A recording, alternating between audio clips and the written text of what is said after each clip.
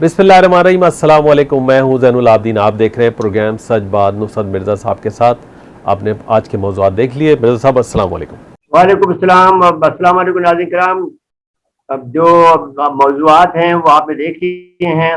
सबसे अहम मौजू तो ये है कि जो फैसला आया है अदालतों का, ये इसके ऊपर बहुत से लोग जो हैं वो खुशी का इज़हार कर रहे हैं और बहुत से लोग जो हैं वो गम में मुब्तला हैं, और जो बाहर के ममालिक हैं वो दूसरी तरह से, इस ममालिक में पाकिस्तानी रहते हैं, वो दूसरी तरह से इस पर तबसरा कर रहे हैं। बहरहाल अब बात यह है कि एक बात ज़रूर है कि जब ये बात अगर सू मोटो एक्शन लिया गया था, बेहतर होता अगर वो इसको कपल कर लेते उसके साथ में जो जो कि क्रॉसिंग का था या जो हॉर्स ट्रेडिंग हो रही थी, वो जो है अभी तक इन्होंने वो उसको नहीं किया है। वो अब मंडे शुरू करेंगे, लेकिन इस तरह से ओपनली किस तरह जमहूरियत चल सकती है। दूसरी एक और बात भी है कि अगर साहब ये क्या तरीका है कि एक जगह पर बेटा जो है वो वजीर आला बनेगा और जो है बाप जो है वजीर आजम बनेगा, तो ये जमहूरियत किस तरह की जमहूरियत है कि जहाँ पर एक सूबा, जो बड़ा सूबा है जो पूरा पाकिस्तान के बराबर है, क्या आधा पाकिस्तान से भी ज़्यादा है, 62% है, उसके सूबे का अगर एक वजीर आला जो है वो उसका बेटा हो जाए और बाप जो है वो वजीर आजम हो जाए, तो ये समझ में बात आती नहीं है। लेकिन ये है कि बहरहाल जो सूरत हाल है उससे जो है पाकिस्तान के अंदर पहले भी ये बात रही है कि भाई साहब जो वजीर आजम थे और दूसरे छोटे भाई साहब जो है वजीर आला पंजाब थे। अब उनके जो छोटे भाई वजीर आला पंजाब थे वो बन गए हैं बन जाएंगे वजीर आजम पाकिस्तान, और वो बन जाएंगे वजीर आला पंजाब। तो ये कैसे हो सकता है? मैं खुद मैंने पीपल पार्टी से पूछता हूँ कि कम से कम आपके यहाँ ये तो है कि साहब आपके यहाँ पर एक मरकजी हुकूमत, मरकजी तौर पर तो आप लोग किसी अपने खानदान से आगे नहीं जाने देते, लेकिन फिर दूसरों को मौका दिया। गिलानी साहब को आपने मौका दिया, आपने उनको दूसरे राजा साहब थे उनको मौका दिया, और दोनों पंजाब से थे, और मुख्तलिफ इलाके, एक साउथ से था, एक जो है सेंट्रल पंजाब से था। तो अब इस सूरत हाल में हम ये समझते हैं कि ये जो फैसला आया इसके ऊपर बेचैनी है और इसराब है काफ़ी, और जो लेकिन बहरहाल जजों का फैसला है, हम उस पर मैंने कम से कम इस बात तो हम इस बात को समझ गए हैं कि पाकिस्तान तैयार नहीं है इस वक्त अमेरिका का मुकाबला करने के लिए या अपने आज़ाद मुख्तार होने के लिए, इसलिए कि पाकिस्तान की जो माशी हालत है वो इतनी अच्छी नहीं है जिसकी वजह से पाकिस्तान ये कह सके, सारे पाकिस्तान के लोगों का शायद इस बात पे इत्तेफाक हो कि अब हमें अभी हम इस पोजीशन में नहीं आए हैं कि हम अमेरिका का मुकाबला कर सकें या उससे दो बदू टक्कर ले सकें। तो इस लिहाज से वो मेरे ख्याल में वो अपने आप को बड़ा सर झुका के चलने में ही आपने अपनी बेहतरी समझते हैं। और हम लगता ये है कि इस वक्त जो है सूरत हाल में जो फैसला आया वो भी, दूसरी बात यह है कि जो अमेरिका का जो इन्फ्लुएंस है वो बहुत ज़्यादा है पाकिस्तान की सोसाइटी में। यहाँ का जो हर फर्द है जो कि अशराफी से इसका ताल्लुक है, वो उसके जो है कोई ना कोई रिश्तेदार या कोई खुद उनका बेटा, उनका कोई और रिश्तेदार या उनका भाई बहन या खुद लोग जो है उनकी प्रॉपर्टी बाहर है। और जो अशराफी में कोई भी हो, ब्यूरोक्रेसी में हो या जुडिशरी में हो, अगर जुडिशरी में उस लेवल पे नहीं हो तो फिर किसी मैंने जो स्टाफ लेवल पे होगा। लेकिन बहरहाल, और इसके अलावा जो सियासतदान हैं या एग्जीक्यूटिव जिसे कहते हैं, उसमें तो बहुत सारे लोग मौजूद हैं, सबके सब करीब करीब होंगे, जिसमें कुछ सिवाय एक दो के अलावा। अब हर आदमी का जब देखें तो उसका जो है ताल्लुक बन जाता है। अब इस सिलसिले में गुफ्तगू करने के लिए हमारे पास जो हमारे साथ में कंवर दिलशाद साहब साबिक secretary election commission telephone line पर मौजूद है, हमारे साथ मौजूद है। मैं उनसे दरख्वास्त गुजार हूँ कि वो अपने ख्याल का इज़हार करें इस मामले में। और दो सवाल हैं उनसे कि एक तो ये बात चल रही है कि वो इमरान खान साहब जो कि अपनी जो 135 लोग हैं या 153 लोग हैं वो एकदम से इस्तीफा दे देंगे, या फिर जो दूसरी पूरी जो सूरत हाल है, ये सूरत हाल जो मैंने बयान की है अपने इंट्रोडक्शन में, उस सूरत हाल पर जो गुफ्तगू करना चाहते हैं वो आप मुकम्मल तौर पर कर सकते हैं। और आपको इस मामले में पूरा इख्तियार है कि जो भी आपके ख्यालात है वो आप बयान फरमाइए। जी कंवर दिलशाद साहब। मैं आईनी और कानूनी पॉइंट ऑफ व्यू से मैं अर्ज करना चाहता हूं कि अगर ये इस्तीफे दे देते हैं तो सबसे पहली बात ये होगी कि जो कौमी असम्बली के जो नया स्पीकर जिन्होंने इमीडिएटली जो मौजूदा असद कैसर के खिलाफ उन्होंने तहरीक एतमाद पेश की हुई है, और वो भी उन्होंने आइन और कानून का आर्टिकल 53 के तहत ये 7 दिन के अंदर अंदर तहरीक एतमाद जो है पेश हो जाएगी असद कैसर के खिलाफ, वो होती है सीक्रेट बैलेटिंग। और सीक्रेट बैलेटिंग के बाद वो जो स्पीकर जो है फारिग हो जाएंगे तो उनका नया स्पीकर आ जाएगा उसी दिन, तो फिर वो इनके तमाम इस्तीफे जो हैं उनका साथ वही सलूक किया जाएगा जो सरदार अय्याज सादिक ने तहरीक इंसाफ के इस्तीफों के साथ किया था। उन्होंने 6 महीने तक उनके इस्तीफे मंजूर नहीं किए थे और बाद में वो बमा तनख्वाहें और अलाउंसेस के असम्बली में दाखिल हो गए थे, जिस पर के ख्वाजा आसिफ ने कहा था कि इनको शर्म हया नहीं है। तो ये सारी चीजें सामने आएगी। नंबर 2, हमें जो इत्तला मिल रही है अंदरूनी खाना पार्टी के अंदर से इत्तला मिल रही है 50% जो इनके कौमी असम्बली के मेंबरान हैं बल्कि ज्यादा, वो इस्तीफा देने के कायल नहीं है, वो इस्तीफा नहीं देंगे। वो हमें ये भी इत्तला मिली है। इसी तरह से उनका ख्याल ये कि हम क्यों इस्तीफा दें और अपने अपोजिशन के तौर पर बैठें, अपने तहरीक चलाएं, जो भी करना है, हम इस्तीफे दे के अपने हाथ पांव क्यों कटवाएं। तो ये पहली बात, ये इस्तीफे नहीं दे रहे। और मैंने भी अपने इनके जो दोस्त अहबाब हैं इनको कहा भी तुम किस बात के इस्तीफे दे रहे हो।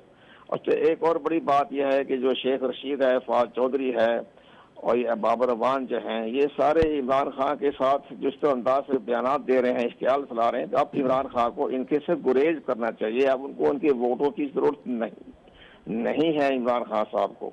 अब और इमरान खान को हम आपकी वसादत से यही मशवरा देंगे, आप दानश्वर है, पाकिस्तान के सियासतदान हैं, कि जनाब वो लीडर ऑफ द अपोजिशन की हैसियत से कौमी असम्बली में बैठे।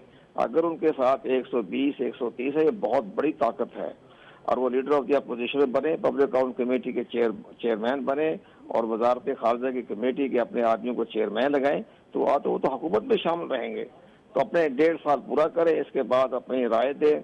और इनके साथ जो है ये हमारे जो आएंगे अपोजिशन के बनेंगे, प्राइम मिनिस्टर बन जाएंगे, तो उनको एक अच्छा सबक मिल जाएगा कि पीछे एक बड़ी ताकत बैठी हुई है लीडर ऑफ द अपोजिशन की सूरत में। लेकिन जब झटका लगेगा और अपोजिशन बैठेगी, और अपोजिशन बड़ी ताकतवर शख्सियात पर मुश्तमिल है और बड़ी कदावर शख्सियात हैं जो अपोजिशन जो हुकूमत में आएगी, तो वो जनाब इसको ज़ाहिर है कि सीखने का मौका मिलेगा। और आइंदा जब इंतखाबात होंगे 1-1.5 साल के बाद, उसका भी अच्छा असर पड़ेगा। अपनी जमात को मुनज़्ज़म करें। इनके पास यूथ की पावर तो है, वो तो हमने देख लिया। और इनके जलसे जो हमने देखे हैं टीवी पर, वो जेन्युइन जलसे थे इमरान खान के, वो दिन की रोशनी में थे, रात के अंधेरे में नहीं थे। तो जितने भी थे 15,000 20,000 30,000। लेकिन सरदार साहब, ये एक और बड़ा दरिया के आग का दरिया क्रॉस करना पड़ेगा। इमरान खान को इदराक नहीं है, एहसास नहीं है।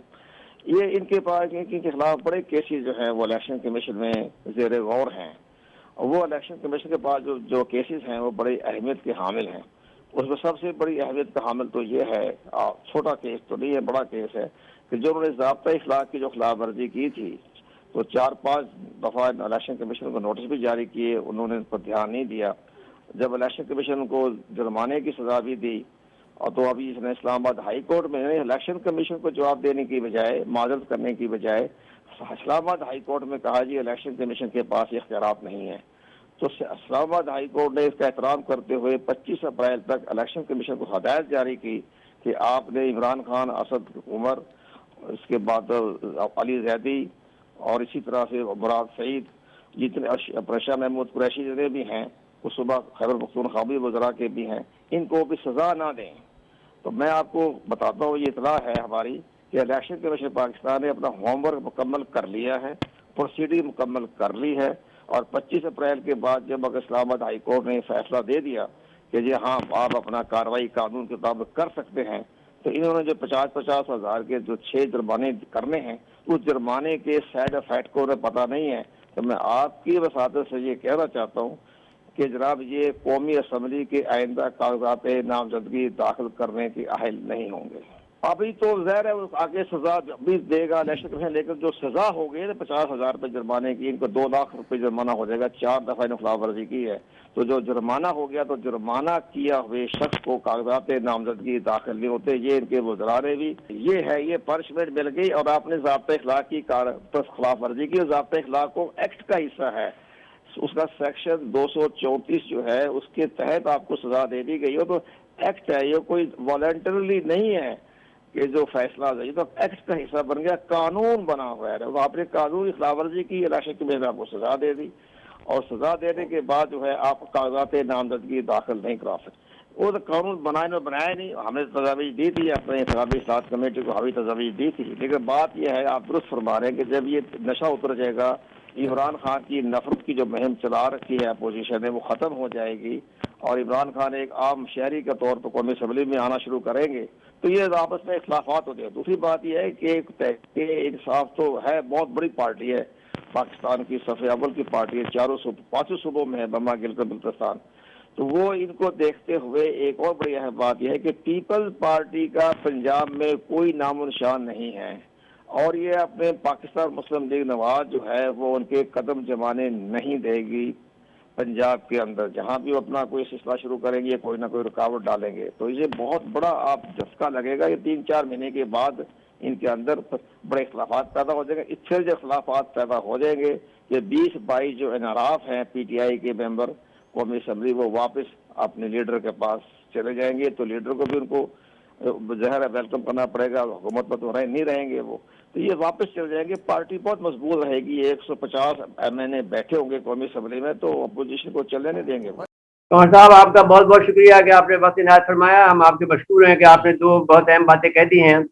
एक तो मशवरा दे दिया है इमरान खान साहब को कि वो खामोशी के साथ में अपना जो अपोजिशन लीडर बन के रहें तो उनको कई फायदे होंगे और उसके साथ में तहरीक भी चलाते रहें। और फिर अगर पावर पार्टी का गेम खेलना है तो उनके लिए खुला मैदान है, क्योंकि ये लोग जो हैं चंद दिनों के बाद में लड़ाई शुरू कर देंगे और इसके बाद में ये इनकी जो है असली दुश्मनी है, ये तो इमरान खान को निकालने के लिए सब लोग मुत्तहिद हुए हैं, वरना पीपल पार्टी और मुस्लिम लीग आपस में नहीं बैठ सकते। इनके अपने जो इख्तलाफात हैं वो बहुत खुल के आ जाएंगे और फिर जो मसाइल हैं पाकिस्तान के, खुसूसन जो बैरूनी कर्जा जात हैं और इसके अलावा दूसरे मसाइल हैं, वो बहुत संगीन हैं जो इनके बस में नहीं है शहबाज शरीफ के कि वो मामला को हैंडल कर सकें। वो इतने काबिल आदमी नहीं है, जिसका झंडोरा पीटा जाता था कि बहुत बड़े एडमिनिस्ट्रेटर हैं, वो आप देख लेंगे कि बहुत ही माड़ा आदमी है। और वो अब आसानी के साथ में अगर इस वक्त भी पावर गेम खेलेंगे तो आप पीपल पार्टी से जो ज्वाइन कर सकते हैं। ये मशवरा दिया है हमारे जो है कमर दिलशाद साहब ने कि बजाय इसके कि आप जो है पब्लिक रिजाइन करके जाएं, खुला मैदान क्यों छोड़ते हैं उनके लिए। बिल्कुल ठीक है। तो साहब मुझे ब्रेक के लिए कहा जा रहा है, ब्रेक के बाद आएंगे तो पैका ऑर्डिनेंस में बात करेंगे जिसको से इस्लामाबाद हाई कोर्ट ने कल अदम करार दे दिया है। नाज़रीन, मुख्तसर वक्फा है, वक्फे के बाद आते हैं। एक बार फिर प्रोग्राम में खुशामदीद कहते हैं। मेरे साहब, पैका ऑर्डिनेंस भी मुस्तरद हो गया, एक और सदमा इमरान खान साहब। बड़ी खुशी की बात है हमारे सारे साथियों के लिए, क्योंकि वो ये बात इमरान खान के ने जिनके कंधों में बैठ के आया था मैंने हुक्मरानी करने के लिए, उन्हीं पर पाबंदी लगाती, साथियों पर, अखबारात पर।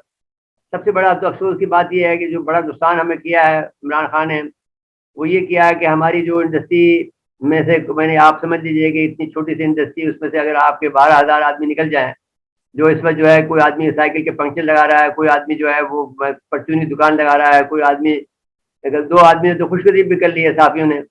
तो ऐसी सूरत हाल में आपने हम पर पहला हमला तो ये किया था कि इंडस्ट्री को जो इख्तियारात देने बंद कर दिए थे। दूसरा हमला आपने ये किया कि आपने ये ऑर्डिनेंस लाया, जिस ऑर्डिनेंस को आज जो है जो इस्लामाबाद हाई कोर्ट ने कलअदम करार दे दिया है और उसको स्क्वाश कर दिया है। तो इस लिहाज से अगर आप देखें तो हम समझते हैं कि ये बड़ी कामयाबी है साफियों के लिए। और जो मैं ये सहाफत की आज़ादी के लिए, कभी भी वैसे साफी नहीं मानते इस बात को, कितना भी आप कर लेते, लेकिन आपने पता नहीं क्यों ये कौन मशवरा देने वाला है जो आप इमरान खान को जो मसाफी लेके आए उन्हीं के खिलाफ आपने ऑर्डिनेंस बना दिया और सोशल मीडिया के खिलाफ खुसूसन मतलब आपने बना दिया। तो ये आपका ये कोई तरीका ठीक नहीं था, लेकिन अब बहरहाल ये ख़त्म हो गया है, तो हम सबको साफियों को मुबारकबाद पेश करते हैं। और इस बात का हमारा ख्याल है कि हम जो आज़ादी की, जो सहाफ़त की जो आज़ादी है, उसको बरकरार रखने में कामयाब रहें और इसको बरकरार रखने के लिए जो भी जद्दोजहद करनी पड़ी वो हम करेंगे। जी, आपने अभी कहा ना कि पता नहीं कौन मशवरे दे रहा है। कुछ लोगों की तरफ तो कुंवर दिलशाद साहब ने इशारा किया है कि इमरान खान साहब इन 3 आदमियों के बारे में कहा कि फवाद चौधरी और जो ये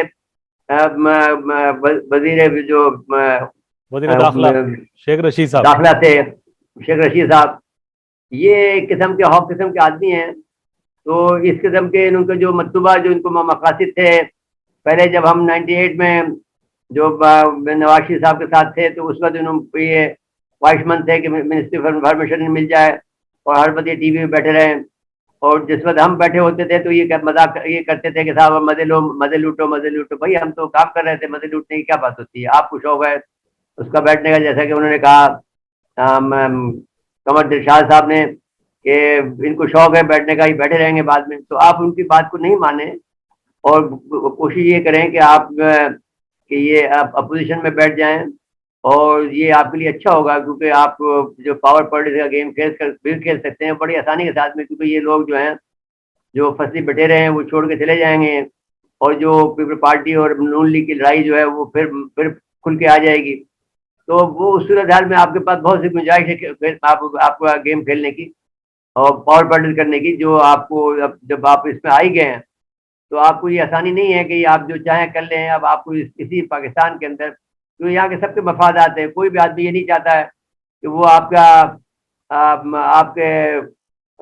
कोई खुली छुट्टी देते अमेरिका से लड़ने की, क्योंकि वो बेसिकली उनका साथ सबका इंटरेस्ट जो है अमेरिका के साथ में है। तो बहरहाल दूसरी बात जो है जो हम करना चाहते हैं वो सहाफत की आज़ादी के हवाले से वो ये है कि जब भी ये जो आज़ादी हासिल की है इसमें सहाफ़ियों ने बड़ी कुर्बानियाँ दी हैं, और ये इतनी आसानी से कोई भी आदमी, कोई भी हमाशुमा जो भी आदमी आए, ये इमरान खान पर मौकूफ नहीं है, कोई भी और भी आदमी आ जाए, वो भी अगर ये लगाना चाहेगा सहाफत के ऊपर पाबंदी तो वो कबूल सहाफ़ी नहीं करेंगे और उसका मुकाबला करेंगे। जी मेरे साहब, आपने ये बात तो ठीक है कि इमरान खान साहब चूंकि पॉलिटिक्स कर रहे हैं इस मुल्क में, तो इसी मुल्क के अंदाज को इख्तियार करें। वो इनकलाबी जो अंदाज था ना उनका, वो नहीं जैसी होती है वैसे ही करना चाहिए ना। आप अलग से कहाँ से आ गए? क्योंकि इस वक्त जो है पाकिस्तान में जो आइडियलिज्म की पॉलिसी थी वो आसान नहीं है, जब तक कि आप माशी तौर पर खुद मुख्तार ना हो जाएं, या कम से कम अब देखिए ये रूस जैसा मुल्क है वो भी, उसको भी अमेरिका ने दबा के रखा, उसको भी धमकी दे रहे हैं। तो अब ऐसी सूरत हाल में तो हम ये समझते हैं कि जो सूरत हाल है उस सूरत हाल के अंदर यानी रूस को भी अमेरिका दबा रहा है, तो अगर पाकिस्तान जैसे मुल्क तो उनका मुकाबला नहीं कर सकता है। तो फिलहाल आपको वही करना होगा, do in Rome as Romans do. तो उस फार्मूले पे आपको चलना पड़ेगा, उस मुहावरे पे आपको चलना पड़ेगा, और उसके लिए बहुत मैदान खुला है आपके पास। 153 आदमी हैं और आप आसानी के साथ में, एक तो ये है कि बहुत आसानी के साथ में आप इन्हें दोबारा पावर इख्तियार में आ सकते हैं। दूसरा ये है कि आप इनके अंदर इनके लिए मुश्किलात पैदा कर सकते हैं। तीसरा ये है कि आप जो है चेयरमैन बन जाएंगे ऑडिट उसके तो, और साथ में फौरन आपका जो कमेटी है वो आपको मिल सकती है। तो बहुत से काम आपको मिल सकते हैं जिस पर आप लीडर ऑफ द अपोजिशन बनेंगे। तो ये काम फिर आपका है, हिम्मत है आपकी कि वो आप पावर गेम जो यहाँ खेलना चाहते हैं उसको आसानी से खेल सकते हैं। जी जैन साहब। मेरे साहब, लेकिन इन सारी सूरत हाल में ना मुल्क की मईशत का बड़ा बेड़ा गर्क हो रहा है। और मईशत के तो आप देखिए ना कि आप अगर यूँ देखें मईशत तो सारी दुनिया में जो मईशत इस वक्त तबाही का शिकार है। अमेरिका में मजारे हो रहे हैं, बरतानिया में मजारे हो रहे हैं, और बरतानिया में हमें जो दोस्त अहबाब हमारे जो सच टीवी के पुराने रहे हैं उन्होंने हमें बताया कि साहब जो अब 50 पाउंड का लेते थे अब वो 80 से लेकर 100 पाउंड में मिलता है, उनका गाड़ी फुल होती है, और वो भी और इस तरह से महंगाई डबल हो गई है। लेकिन पाकिस्तान में खसूसन जब रमज़ान आता है तो रमज़ान में जो है महंगाई जो है बहुत ज़्यादा बढ़ जाती है। ये लोग जो है मुसलमान होने का सबूत देने की बजाय एक सरमायादाराना निजाम की तरफ जाते हैं। मेरे साहब ये महंगाई पे आएंगे, लेकिन उससे पहले जो डॉलर वाला मामला है ना उस पे बात कर लें कि एकदम से डॉलर पे बढ़ाने के लिए तो जो हमारे मलिक बोस्तान साहब हैं उनसे अच्छा आदमी तो पाकिस्तान में कोई नहीं है। जी, अब मलिक साहब अगर हमारे पास हाल लाइन में हैं तो उनको वेलकम कहें। मलिक बोस्तान साहब हमारे साथ टेलीफोन लाइन पर मौजूद है, फॉरेक्स एसोसिएशन के सदस्य। अस्सलाम वालेकुम, आपको खुशामदीद कहते हैं अपने प्रोग्राम में। फरमाइए, दो बातें आपसे करनी है। एक तो ये डॉलर क्यों बढ़ा है, और अगर ये जो इन्होंने 2.5% बढ़ाया है स्टेट बैंक ऑफ पाकिस्तान ने शरह सूद में, इससे क्या पाकिस्तान की मीशत पर असर पड़ेगा? जी, इसकी बुनियादी वजह तो वही बनी है जो कि जब से हुकूमत को कानून को तोड़ा गया और हुकूमत को हवा में उड़ा दिया गया, और उसके साथ ही डॉलर भी हवा में उड़ना शुरू हो गया। उसका रेट जो है आपने देखा सिर्फ एक महीने में तकरीबन 10 रुपये बढ़ गया। अदम इत्तेमाद की तारीख की जब भी हवा शुरू हुई, और लेकिन जिस दिन असेंबली तोड़ी गई उस दिन डॉलर जो है 5 रुपये बढ़ गया यकदम। अब कल सुप्रीम कोर्ट का जब फैसला आया तो उन्होंने उसको कलअदम करार दिया, यानी कि दूसरे महीने में ये है कि उन्होंने कहा है कि ये असेंबली का प्रोसेस दोबारा वही जहाँ से कटा था वहीं से दोबारा शुरू होगा। तो अब आज उसके बाद डॉलर दोबारा गिरना शुरू हुआ और एक दिन में कल 190 से कम होकर आज 185 में क्लोज हुए, यानी जितना बड़ा था इतना कम हो गया, उसी जगह पे आ गया। लेकिन आज इमरान खान साहब ने कौम से खिताब भी करना है दानिशमंदान, ऐसा ना हो कि वो अपने आप खुद भी इस्तीफा दे दें और पूरी काबीना और पूरे अपने MNO को बोले इस्तीफा देंगे तो फिर एक और सियासी बुरान पैदा हो जाएगा। हमारा तो ये था कि अल्लाह करे तमाम सियासी रहनुमा जो सियासी तरीका यही पार्लियामेंट के अंदर जो है जिसकी अक्सरियत साबित होती है उसको हुकूमत दे दी जाए और वो अगला टर्नआउट पूरा करे। अगर साबित नहीं करते तो मिल बैठ के कोई मशवरा करके सियासी हल ढूंढे, ना कि माजराई वाला हल ढूंढे। और पाकिस्तान की मैशत सब खतरे में लगी हुई है। अमेरिका ने जो जिसका जिक्र किया था वज़ीर आज़म साहब ने कि अमेरिका ने हमें साजिश की है और पाकिस्तान को मेरी हुकूमत तोड़ने के लिए पैसे दिए गए हैं और मुझे ये मरासला है, तो ये थोड़ा सा इस चीज़ को हाईलाइट नहीं किया जाए ज़्यादा असर है क्योंकि आप चीफ जस्टिस साहब ने इस्लामी कमेटी ने भी ये साबित कर दिए कोई ऐसी गैर मुल्की सबूत नहीं मिले किसी को। सारे लोग जितने भी MNA बेवतन है, तो इससे ज़ाहिर होता है कि हमें अमेरिका के साथ खामखा तल्लुकात भी ख़राब नहीं करनी चाहिए, क्योंकि हमारे इस वक्त एक्सपोर्ट और वर्कर रेमिटेंस 70% अमेरिका पैदियों के तरफ से आ रही है। पाकिस्तान के इस वक्त जो देखो ना IMF ने रेड सिग्नल दे दी है कि हम नई हुकूमत से बात करेंगे, और इसी तरह वर्ल्ड बैंक है, एशिया डेवलपमेंट बैंक है, जब IMF सिग्नल देता है तो सारे सिग्नल दे देते हैं कि हम नहीं देंगे जब तक IMF ओके नहीं करेगा। मेरे भी बुरा ही असर पड़ेगा, अच्छा से नहीं पड़ेगा। जितने भी बिजनेसमैन है वो वर्किंग कैपिटल बैंकों से लेके अपना काम चलाते हैं। खास तौर पर जो ऑयल कंपनी है, इस वक्त ऑयल की कीमतें इतनी ज्यादा बढ़ चुकी हैं, उनको जैसे PSO के पास पैसे ही नहीं है कि वो फर्नेस ऑयल जो है इंपोर्ट कर सके, 4 दिन का जखीरा रह गया। तो अब इंटरेस्ट रेट और बढ़ेगा तो ज़ाहिर है उसका असर महंगाई पे भी आएगा, इन्फ्लेशन भी बढ़ेगा। मैं समझता हूँ इस वक्त स्टेट बैंक ने जो इंटरेस्ट रेट बढ़ाया वो इन्फ्लेशन को देखते हुए बढ़ाया, क्योंकि जो इंटरेस्ट रेट बढ़ाने का फार्मूला है वो यही होता है कि इन्फ्लेशन प्लस 2%। तो उस हिसाब से तो देखा जाए तो अभी भी इंटरेस्ट रेट कम और बढ़ने का खतरा है। लेकिन इस वक्त इंटरेस्ट ऑफ कंट्री और हमारी GDP बढ़ाने के लिए, कारोबार को बूस्ट करने के लिए हमें ये कारोबार को पीना पड़ेगा और इंटरेस्ट कम करना पड़ेगा, ज्यादा नहीं करना पड़ेगा हमें। जी मेरा प्रोफेसर साहब, आपका बहुत बहुत शुक्रिया कि आपने जो अहम बातें बताई हैं वो सारी कौम के सामने आपने पेश करती हैं। आप आपके मशहूर हैं जी। फिर साहब जब ज़र मुबादला के ज़खायर कम होने लगे और डॉलर ऊपर जाने लगे तो समझ लें कि हालत खराब है। और ऐसे वक्त में स्टेट बैंक का जो इक़दाम है, भाई आप एक बात नहीं है, देखिए आप अगर ये बात कहेंगे तो हम ये बात आपसे कहना चाहते हैं कि अमेरिकनों को से आप लड़ाई करके आपको ने देखा तुर्की जैसा मुल्क जो है कि वो एक बड़ा मुल्क है और बहुत ज़्यादा उसकी मीशत मजबूत थी, उसको उन्होंने भट्टा बैठा दिया। श्रीलंका को उन्होंने भट्टा बैठा दिया। तो अब ऐसी सूरत हाल में वो पाकिस्तान के पीछे पड़े हुए हैं और उन्होंने जो धमकी दी थी वो तो अब इसमें तो कुछ दो राय नहीं है, वो धमकी दुरुस्त थी। लेकिन अब हम दुरुस्त का मतलब ये है कि वो धमकी दी गई थी, ये बात अब लोग बात कहते नहीं दी थी। तो ये अब ये जो भी आप कहें, लेकिन वो ऐसी धमकी देते हैं, खुलेआम देते हैं, वो अपनी ताकत का मुजाहरा करते हैं, आपको बताते हैं कि हम एक ताकतवर मुल्क हैं और आपको हम वही करना पड़ेगा जो हम हुक्म देते हैं।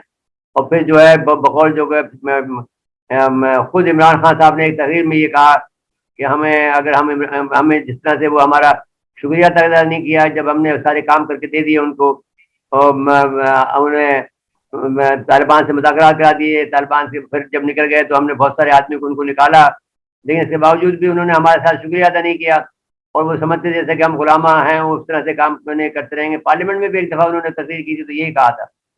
इसके अलावा जो बात हम ये कहना चाहते हैं कि जब ये मसला हुआ, जो बाइडन ने, जब हमने तुर्की की बात की तो जो बाइडन ने एक अपनी बात पे कहा था, कि साहब हम तुर्की के अंदर जो है जो अपने जो अपोजिशन लीडर हैं तुर्की के तरीब बदगान के खिलाफ जो हैं उनको हम जो है इनकरेज कर रहे हैं, और इनकरेज का मतलब ये होता है कि वो उनकी हेल्प कर रहे हैं।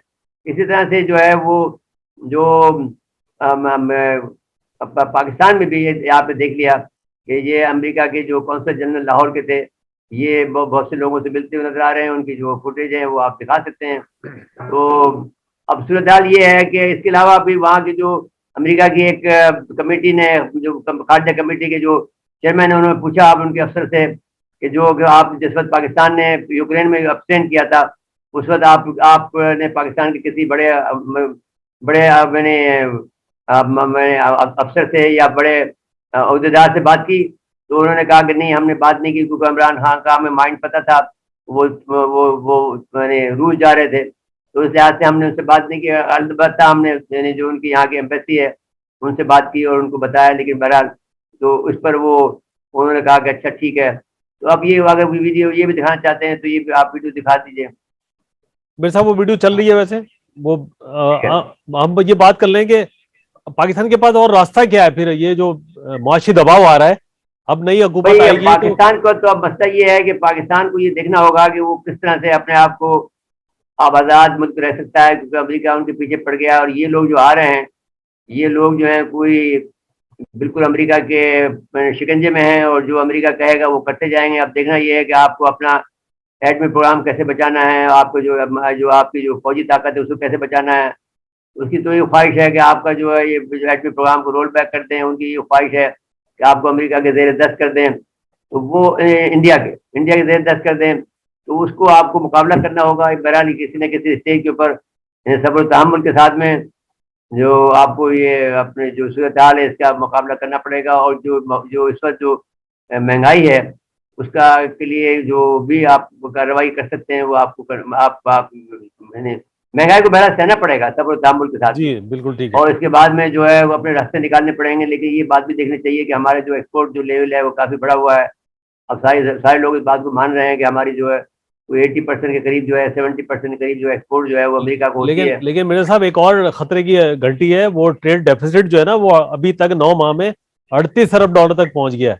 आगे पता नहीं क्या अब वो होगा तो 3 महीने भाई बाद। अब मसला ये है कि जब आपको एक अमीर मुल्क की तरह से आप अब यहाँ पे गुजारा करेंगे, अमीर हुक्मरानों की तरह से आपकी गाड़ियां देखें, आप हेलीकॉप्टर में आते थे, इमरान खान इतनी बातें करते थे कि मैं साइकिल पे जाऊंगा, तो गए तो फिर हेलीकॉप्टर में जाते थे। तो अब ये नहीं हो सकता है। ये बात ये है कि आपको अगर आप अपने उस वक्त भी जिस वक्त हम आप कह रहे थे जब इनकी इमरान खान की हुकूमत आई थी कि आप हमने ये कहा था कि एक तो आपकी काबीना को छोटा करें और काबीना में लायक आदमी को लाएं। फिर दूसरी बात हमने ये कही थी कि आप बिल्कुल जो जो एक्सपोर्ट करते हैं बाहर से, यानी इम्पोर्ट करते हैं जो बाहर से, वो सबको यानी जो ज़रूरत की चीज़ें इनके अलावा सारी चीज़ों को जो भी ज़रूरत तय्युश हैं वो बंद कर दें। यहाँ तक कि फ्रूट तक तो वहाँ बाहर से आ रहा है, बहुत बहुत से मुल्कों से, यानी ऑस्ट्रेलिया तक से फ्रूट्स आता है आपके पास।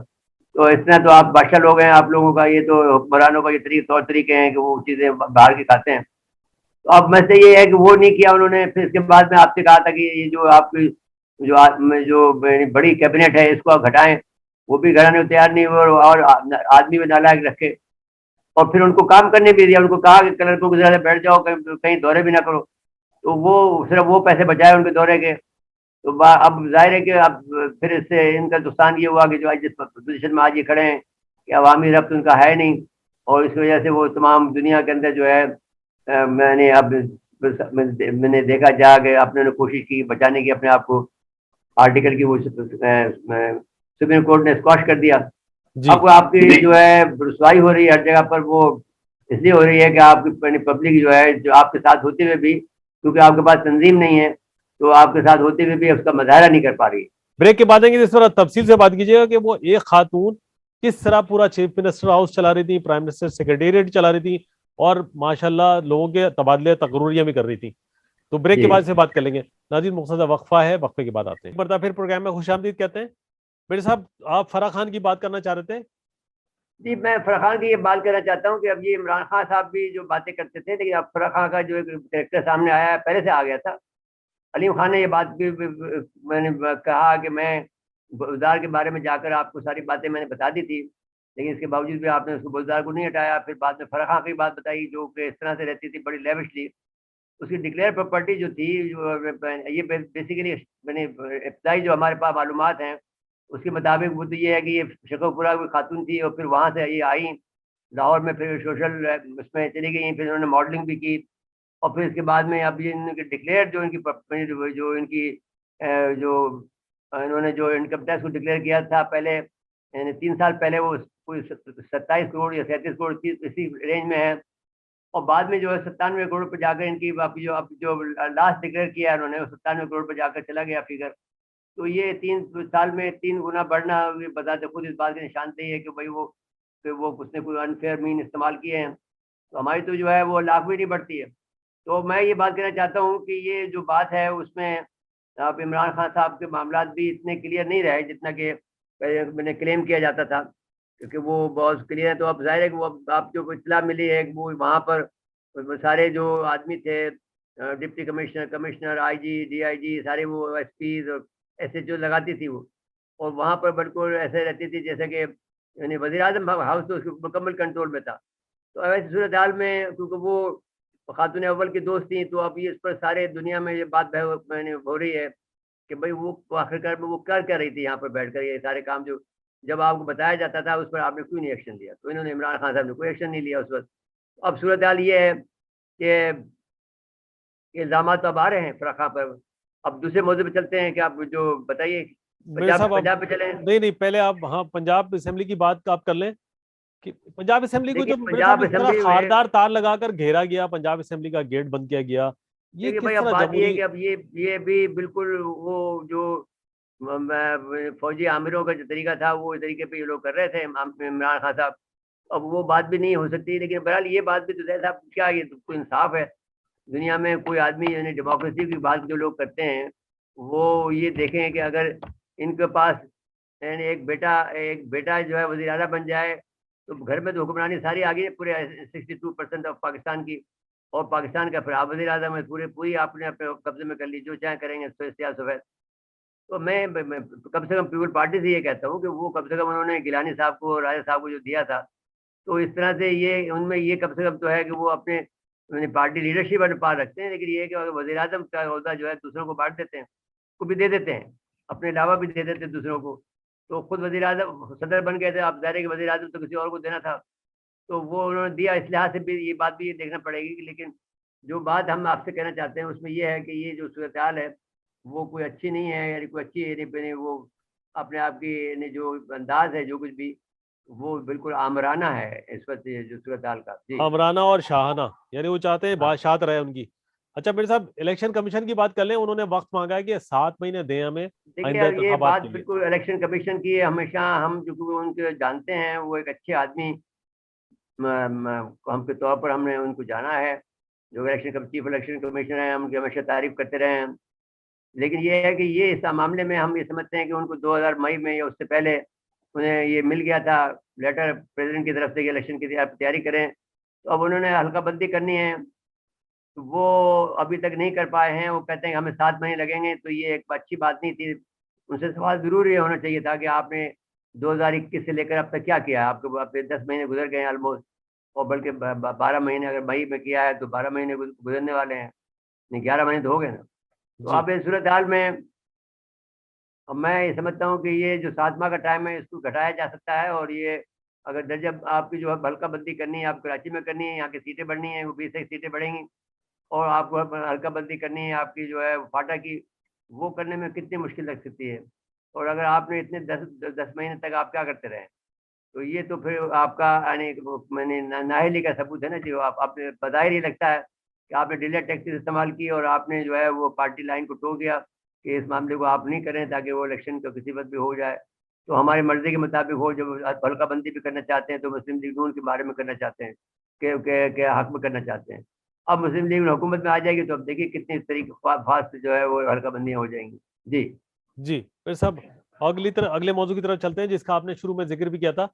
देखिए इस सारे झगड़े में अवाम पिस रहे हैं क्योंकि महंगाई अब हम ऐसी देखिए आउट ऑफ महंगाई कंट्रोल है। बहुत ज्यादा है, जी और महंगाई का जो लेवल है बढ़ाने का, एक तो महंगाई है, दूसरा महंगाई के जो नफाखोर हैं इन्होंने अपनी नफा को बढ़ाने के लिए अपने बहुत से यहाँ पर वो बना लगा रखे हैं स्टोर, उसमें जो जो मैं छोटे छोटे वो गोदाम बना के रखे हैं गोदाम जो हैं, स्टोरेज बड़े गोदाम करने जो के लिए। हाउसेस जी बना रखे हैं, जो मैंने खुद देखे हैं वहाँ जो हक्सबे की तरफ और आपने मेमनकोट की तरफ देखे हैं। जी, उसके तो अलावा ये जो लियारी है जो केले बहुत हैं, अच्छी है। ये किन्नू है, ये आम है, वो मैंने जो जो जब उनका सीजन आता है उससे बहुत पहले ये लोग मैंने वहाँ स्टोर कर लेते हैं, और फिर अपनी मर्जी के मुताबिक कीमत लगा कर उसको बेचते हैं। तो ऐसी सूरत हाल में अगर आप देखें तो ये कोई अच्छी सूरत हाल नहीं है।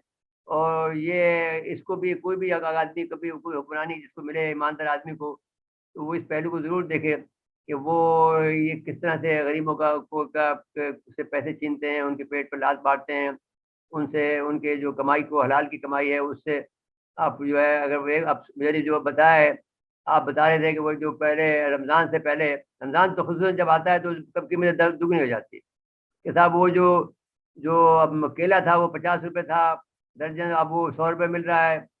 और मतलब जो 200 रुपए, अभी तो 200 रुपए है। अब वो 200 अगर रुपए हो गया, 100 रुपए देखिए। 80 रुपए था तो अब 200 रुपए है। खरबूजा अगर तो अब 50 रुपए भाई, था तो अभी 100 रुपए है। तो अब ये यार इस हर तरह से चीज ऐसी है। तेल की कीमतें बढ़ी हैं, इसी तरह से जी जो जो और दूसरे अनाज है उनकी कीमतें बढ़ी हैं। तो बहुत कुछ चीजें बढ़ गई हैं जब वो सूरत हाल में, जबकि आप ये देख रहे हैं कि जो तेल की कीमत इमरान खान ने जो है घटा के रखी हुई है, उसको मई तक उसको सीज किया है। तो अब ये लेकिन उस पे भी अगर और सिफारिशात बढ़ेंगी आ गई थी। दिक्कत। उस पे हाँ जी। सिफारिशात आ गई थी 32 रुपए बढ़ाने की, आज ही आई थी। लेकिन जाहिर है अब इनके इख्तियार में तो नहीं है अभी ऐसे बढ़ाना। अख्तियार में तो नहीं है ना वो, अब हाँ ये अब तो जाने। सुबह इलेक्शन है उनका, तो जाहिर है हाँ, इनके इख्तियार में नहीं है।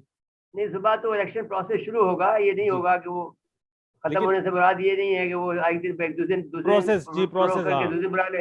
लेकिन अदालत ने एक ताकीद कर दी कि इसी सेशन में आपने वोट ऑफ नो कॉन्फिडेंस भी करवाना है। क्वेश्चन सेशन का और मतलब ये एक दिन नहीं होता है, एक सेशन दिन का नहीं, मतलब हाँ ये जी होता जी, है कि जब तक वो इजलास जितने दिन भी चल रहा है। अच्छा, वो आप उसको उसको इजलास को खत्म नहीं कर सकते हैं जब तक फैसला न कर ले। जी, और दूसरी बात है ये उन्होंने ये भी कहा कि इसी सेशन में आपको नया वजीर आजम भी का भी प्रोसेस करवाना है। हाँ, वो ठीक है, वो कर ले सब काम, क्योंकि वो उनकी मर्जी के मुताबिक हो रहा है। अब यहाँ पर जब ये सूरत हाल ऐसी हो जाए कि जितना भी सारा फायदा जो है, आप देख लीजिए कि ये शरीफ खानदान को जितना फायदा मिल रहा है जुडिशरी की तरफ से, वो किसी को नहीं मिलता। आप देखिए कि उनका उनका उनको सजा याफ्ता आदमी को जाने दिया गया, और किस तरह से आराम से वो वहाँ बैठ के वहाँ पर सियासत कर रहा है। फिर जस्टिस इनका नसीम हसन देखें शाह जो ने इमरान खान असेंबली। साहब, नहीं जो जी शहबाज खान के लिए, शहबाज शरीफ के लिए जाने के लिए सारी तैयारी हो गई थी, जी तो शेख रशीद ने रोक लिया इनको। तो इस तरह से अब जो सारे जो बेनिफिट हैं इनको मिल जाते हैं, इसलिए कि इन्होंने 30 साल हुक्मरानी की, हर जगह पर इन्होंने इनके आदमी बैठे हुए हैं, ब्यूरोक्रेसी में इनके आदमी बैठे हैं, हर जगह इनके आदमी बैठे हुए हैं जिनको ये बिल्कुल मैंने परवान चढ़ाते रहे हैं। और आप इस सूरत हाल में अगर आप देखें तो उसमें आप देख सकते हैं कि आप जो सूरत हाल बन रही है उसमें अब भी शहबाज शरीफ साहब को नवाजा जा रहा है कि साहब ये वज़ीर आज़म बने बगैर नहीं उठ सकते हैं। जी बधाई तो यही लगता है, बाकी जी बादी नज़र में तो ये नज़र आता है, बाकी तो जी मैं जज हजरात पे तो हम कोई हर्फ नहीं उठा सकते, इसलिए कि बहरहाल उन्होंने जो कुछ भी फैसला किया होगा अपने ज़मीर के मुताबिक किया होगा, और इंसाफ को मद्देनजर रखते हुए किया होगा।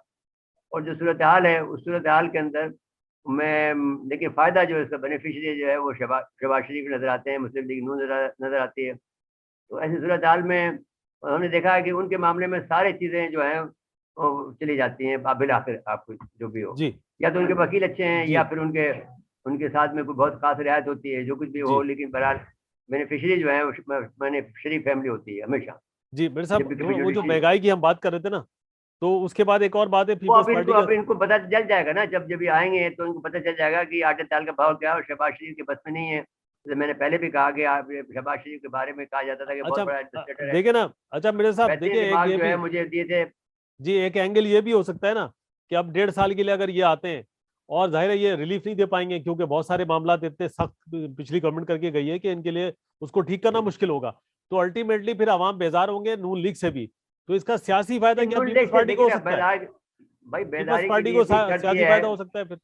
वो पे भाई इमरान ने भी 3 साल निकाल लिए, 1.5 साल निकालना इनके लिए क्या मुश्किल काम है, जिनका जिनका नेटवर्क बहुत वसी है, जिनका आप देखें ना कि कितना बड़ा नेटवर्क है उनका, मुस्लिम लीग का वो नेटवर्क काम करेगा, इनके पास तो नेटवर्क ही नहीं था मेरे साहब इमरान के पास। चिकन इंडस्ट्री पूरी नून लीग के कंट्रोल में है।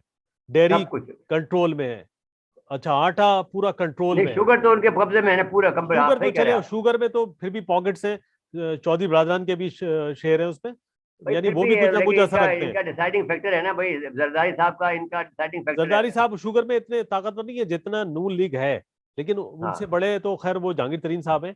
लेकिन बाकी सेक्टर में तो नून लीग का बड़ा कंट्रोल है, और हो सकता है कि वो उनके अपने जो लोग हैं बड़े कारोबारी व्यापारी, लेकिन बहरहाल उनको अब कहें कि अभी। ये बात नहीं, बहस ये नहीं है, बहस ये है कि उनके पास जो निज़ाम है, उनके पास जो जी पार्टी है, वो पार्टी काफ़ी मुनज़्ज़म है और उनकी वफादार है। वो जहाँ कहीं भी होते हैं वो उनकी वफादारी के लिए काम करते हैं, तो वो उनको बचा लेंगे वक्त, जहाँ पर अपने प्रपंडा करके साहब ये तो इमरान खान ने करके गया, हमने कुछ नहीं किया। जी तो ये लेकिन अभी 1.5 साल तो निकाल देंगे। जी लेकिन जी अगर इमरान खान की पार्टी मजबूत हुई और वो जैसा कि आपने मैंने कहा कमर दिलशाद ने कि भाई उनकी लड़कों जवानों में उनकी मकबूलियत बहुत है, अगर वो उनको बेदार कर गए और उनको 2-4 जलसे कर लिए तो फिर इनका जो है बाजा बच जाएगा। बिल्कुल ठीक है। मेरे साहब अब आ जाए जरा भारत के हालात पे जरा। हिंदुत्व जो है वो भारत उरूज पर में है। जो यूपी में मस्जिद का की बेहुरमती की गई है, वहाँ हमला किया गया है उनको, उनमें उनको जो है बहुत, यानी जाहिर है कि वो उसमें हिंदुत्व का जो निज़ाम है वो लागू करना चाहते हैं। मुसलमान सबसे बड़े उनके दुश्मन हैं, और वो मुसलमान उनको उनके ऊपर 100 साल तक, उनके ऊपर 800 साल तक हुक्मरानी की है, तो उसका वो अब बदला लेना चाहते हैं। अब इस वक्त तो प्रॉब्लम यही है उनके जहन में कि भाई मुसलमानों को जितना विजिट कर सकें। और वहाँ पर भी एक योगी आ गया है जो हिंदू मजहब का एक जो रहनुमा होता है, जैसा कि कोई हमारा मौलाना हो, तो वो आ गया है, तो वो जाहिर है कि बहुत सख्त गिर है। और वो जो इलाहाबाद के नाम को चेंज कर रहा है, फतेहपुर का नाम चेंज, जहाँ जहाँ मुसलमानों के नाम है उन नामों को चेंज कर रहा है, और वो उनको ख़त्म करके और वो अपने हिंदू नाम रख रहे हैं जो कि मुश्किल नाम है। तो अब ये सूरत हाल ऐसी है जिससे, और यूपी की आबादी 25 करोड़ है, जो कि पाकिस्तान की आबादी से भी 3 करोड़ ज़्यादा है। हमारी तो 22 करोड़ है, उनकी 25 करोड़ पहले थी, अब तो ज़्यादा हो गई, 26-27 करोड़ होगी। तो अब मैं ये समझता हूँ कि ये सूरत हाल ऐसी है कि जो बहुत संगीन है। और उसमें मसला ये है कि बज़ाहिर हमें ये लगता है कि दुनिया ने इंडिया को जो है वो एक बड़ी ताकत के तौर पर तस्लीम कर लिया है। उस पर के खिलाफ कोई कार्रवाई नहीं कर सकते, उसको मशवरा दे सकते हैं। अब यही काम हो रहा है कि वो मशवरा देते हैं और उसके खिलाफ कोई कार्रवाई नहीं करते। मुसलमानों के खिलाफ जो ज़्यादती हो रही है उसको भी वो सह जाते हैं, ईसाइयों के खिलाफ ज़्यादती होती है उसको भी सह जाते हैं, और आके यहाँ मशवरा देते हैं। वो बाज़ औक़ात मानते हैं, बाज़ औक़ात नहीं मानते। अब मिसाल के तौर पर ये हालत है कि जब ये जो एक्स 400 खरीदा है, उसको सैंक्शन लगनी चाहिए थी, लेकिन उसको उसमें भी उन्होंने, मैंने उसको रियायत दी। और जब तेल का जो मामला है रूस से खरीदने का, उसमें भी अमेरिका ने उसको रियायत दी, कोई इस पर पाबंदी लगाई। उन्होंने कहा था, हमने उनसे एहतजाज किया है, उनको समझाया है, अपना पॉइंट ऑफ बताया है, लेकिन इंडिया ने इसको रद्द कर दिया। जी जी मेरे साहब, भारत इंडिया का जो भी वो इंडिया करता रहे, कश्मीर में जुल्म सितम कर रहा है, लेकिन कोई रोकने वाला नहीं है। और कश्मीर में भारत में भी है। मुसलमान रोजाना जी कश्मीर में फिर हर हफ्ते कोई 10-12 शहादतें भाई, होती हैं, जहाँ भी लेकिन मुसलमान हैं, फलस्तीन को ले लें, जी कश्मीर को ले लें, इवन अफगानिस्तान को ले लें, अभी भी अफगानिस्तान में इंडिया, अमेरिका जो है कोई ना कोई शरारतें करता रहता वो है। उन्होंने कहा कि हेलमंद में जो बमबारी अफगानिस्तान हुई में। है। जी जी, जी आपने जी जो अफगानिस्तान का जिक्र किया ना, तो वो जबीउल्लाह मुजाहिद ने इनकार किया कि हेलमंद में जो बमबारी हुई है वो कहा गया था कि अमेरिकी तैयारों ने की है, फजाई हमला है अमेरिका की तरफ से, हाँ, लेकिन उन्होंने कहा नहीं, ऐसा नहीं है। तो बहरहाल तो वो वहां भी ठीक अमेरिका। है, बात ये है, जी लेकिन वो जो जिस आदमी ने भी किया होगा अमेरिकन एजेंट ही होगा ना जी। जी वो जो बिल्कुल। आदमी छोड़ गए हैं, जी नुकसान तो हुआ है ना। हाँ, नुकसान हुआ है। अच्छा तो मिर्जा फिर साहब, वो ये जरा रूस और यूक्रेन की बात कर लें। देखिए, वो ट्रेन स्टेशन पर हमला किया जहां ट्रेन पर लोग। वो जो, भाई बात ये है कि यूक्रेन में, ये बात कहना चाहता हूँ कि रूस के खिलाफ जो है अमेरिका में जो ह्यूमन राइट की जो कमेटी थी, उससे भी निकाल दिया है वैसे अभी रूस को। अब रूस में जो बहुत देर कर दी है अपने तमाम मामलात में, वरना तो उसको ये चाहिए था कि वो जल्दी से जो कुछ भी करना था कर लेते। लेकिन अब यूक्रेन के अंदर जो है बहुत से, जहाँ ट्रेन के, जहाँ पर उन्होंने बमबारी की है, वहाँ पर बहुत डीप जो है ट्रेन ट्रैक है, जिस पर जो कोई बमबारी असर नहीं कर सकती है।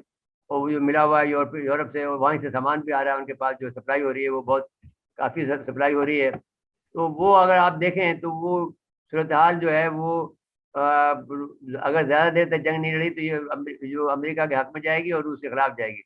तो अमेरिका, अब रूस को जल्द फैसला करना होगा।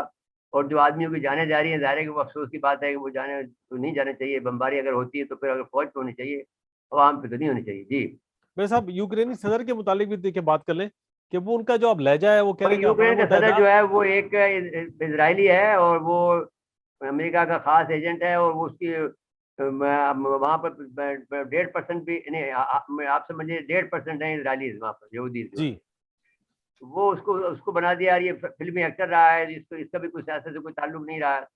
तो ये उनके अमेरिका के कब्जे में आ गया। अमेरिका को ऐसे ही हुक्मरान चाहिए ऐसी जगह पर। अब लेकिन रूस कैसे बर्दाश्त कर सकता है, जो अमेरिका चाहता है कि साहब हम आपको जो है वो वहाँ पर यूक्रेन एटम में बम आके जो बैठ है जाए। लगा दें, जी जी और वहाँ यूक्रेन में बैठ जाएंगे। एक आधे मिनट के अंदर मास्को में उन पे एटम बम पहुँच जाएगा।